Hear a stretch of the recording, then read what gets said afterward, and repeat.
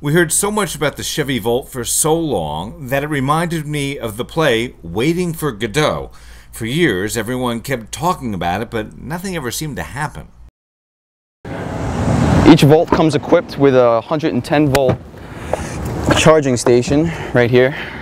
It's a 20-foot cable. Zap forward to the scorching summer of 2011 and the hottest product to come out of Detroit in years pulled into my driveway. I think the biggest misconception is that it's a hybrid. So a lot of people get confused on what the Volt is. Stephen Marlin is the advanced technology demonstration guy for the Chevy Volt. The Volt is always being powered by electricity.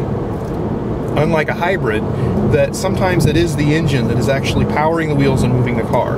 In the case of the Volt, the extended range electric vehicle, what the engine on board is doing is providing electricity to sustain the charge of the battery so that you can continue to move with electricity.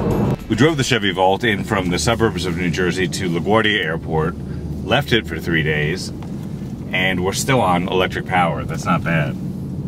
An environmentalist I know says electric cars aren't really cleaner because a lot of the electricity that powers your house is powered by coal. But rather than risk putting my carbon footprint in my mouth, I'll just let that comment hang in the air, so to speak.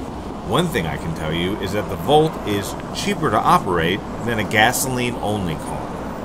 Electricity at the national average, which is about 12 cents a kilowatt, it costs you about 2 cents a mile to drive the Volt.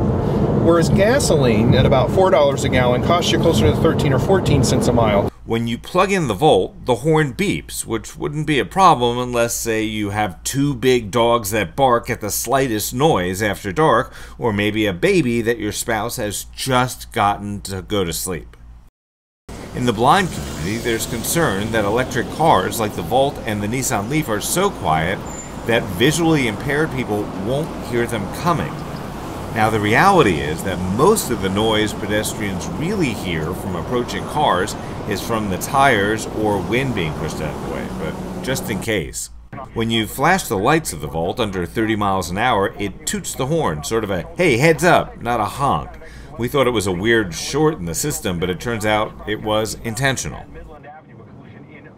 I was at a party and a friend asked, do you have to call ahead to the host and ask them if you can borrow a cup of electricity while you're at the party? It's sort of one of those new etiquette things that hasn't come up before.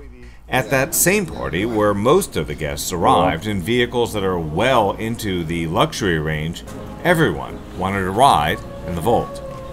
Some party guests asked if the Volt was available with a sunroof. The answer is no, definitely no. There is not a sunroof available on the Volt. Why is that? Big reason is the extra weight that it adds to the car. All of the glass and the motors and things to operate the sunroof would add a couple 100 pounds extra weight to the vehicle, which are going to, in turn, impact the driving range that you're going to get out of the battery. Now, as odd as this sounds, the Volt actually felt a lot like a Rolls-Royce to me. One of the reasons, according to the engineers, is that the smooth ride is in part due to the low center of gravity and the really heavy battery underneath the floor. So this graphic right here shows you basically where the battery sits in the vehicle. It's a 6-foot long, 16 kilowatt per hour lithium-ion battery. It's 400 pounds. Oh, and in case you were wondering, even though it was blisteringly hot in New York while I was testing the Volt, the AC kept me extremely comfortable. Right now we're on the Garden State Parkway heading into New York. It's 100 degrees out, and we're still on electric power even at highway speeds. Pretty cool. Total charging time of a completely depleted battery is about 8 hours on a regular household outlet. A 220-line charger can be installed in your garage, and that'll cut the time in half. There's even an app for that. You can have your smartphone let you know when your Volt is completely charged. And if you're always in a hurry and worried that you'll pull the socket out of the wall by forgetting you left the car plugged in, don't worry about it. You hopped into the car and turned it on. You'd see a message on the dash that the vehicle's still plugged in, but perhaps you're in a real hurry and you're oblivious to that as well.